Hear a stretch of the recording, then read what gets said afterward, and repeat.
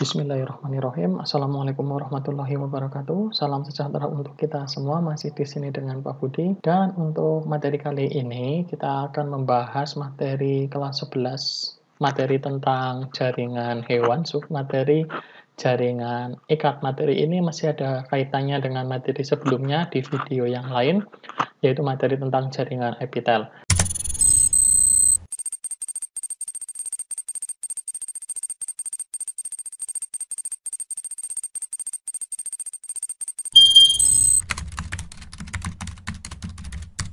Oke, sebelum masuk ke inti dari materi ini seperti apa, Pak Budi akan menunjukkan foto makanan yang pastinya kalian pernah makan ya. Ini adalah bakso, dan mungkin kalian kurang menyadari atau bahkan tidak menyadari sama sekali kalau bakso itu juga bagian dari jaringan ikat.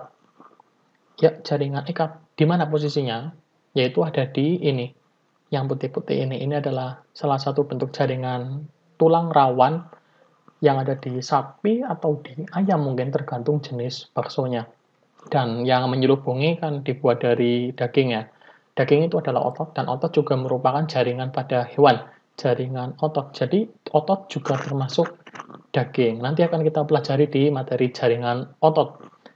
Oke, selanjutnya untuk jaringan ikat ini, poin-poin pentingnya kita pelajari dulu peranannya, yaitu yang pertama sebagai penyokong, kemudian memperkuat jaringan lain, kemudian melindungi organ, menyimpan energi, dan membentuk struktur tubuh. Yang pertama ada jaringan ikat padat. Di sini didominasi serat kolagen, tidak elastis, dan menghubungkan organ satu dengan yang lain. Untuk komponen yang ada di dalamnya, di sini ada sel emas, di sini, kemudian ada sel plasma. Plasma itu cairan, ada serat elastis, ada fibroblas yang berperan pada proses penutupan luka, pembekuan darah juga bisa, dan yang terakhir ada serat kolagen. Kolagen di sini adalah protein ya, alami, diproduksi oleh tubuh, dan protein ini fungsinya sebagai zat pembangun pada jaringan kulit dan jaringan tulang. Selanjutnya ada jaringan ikat longgar.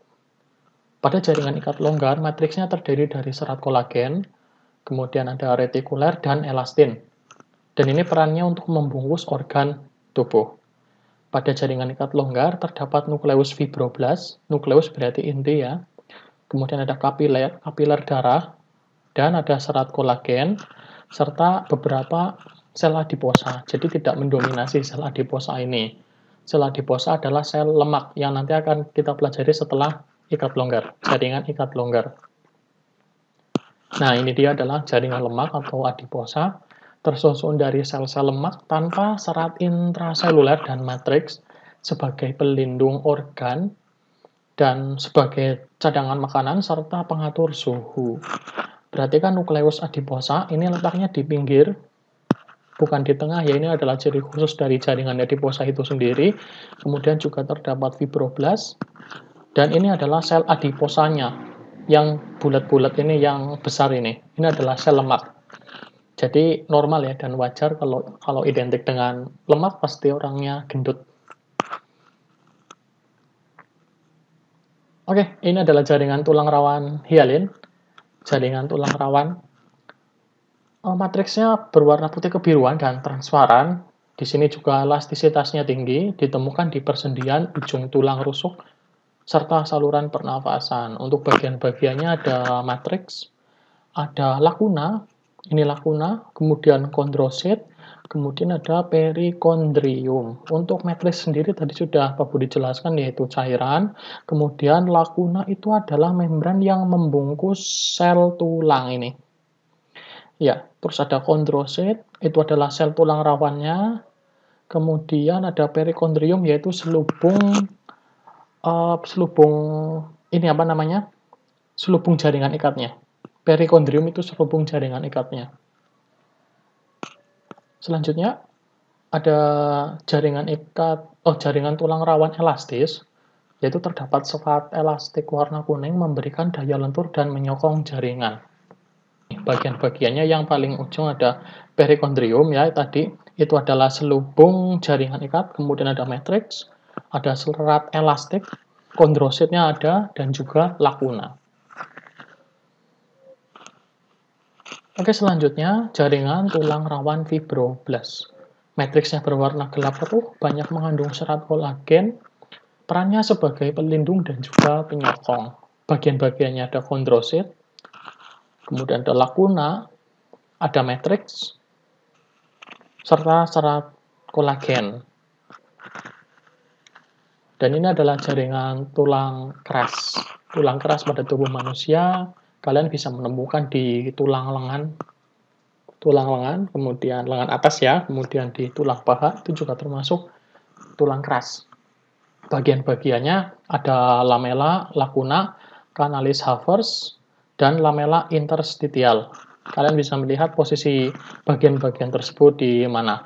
Dan pada jaringan tulang keras ini, sel penyusunnya adalah osteosit, unit dasar penyusun tulang adalah sistem Havers. Selanjutnya, yang terakhir pada jaringan ikat itu ada jaringan darah. Jaringan darah terdiri dari plasma darah dan sel darah. Fungsinya membawa dan mengedarkan sari-sari makanan ke seluruh tubuh tentunya, beserta oksigen juga iya. Kemudian sisa metabolisme juga dibawa oleh darah, dan darah juga berfungsi sebagai perlindungan dan imun.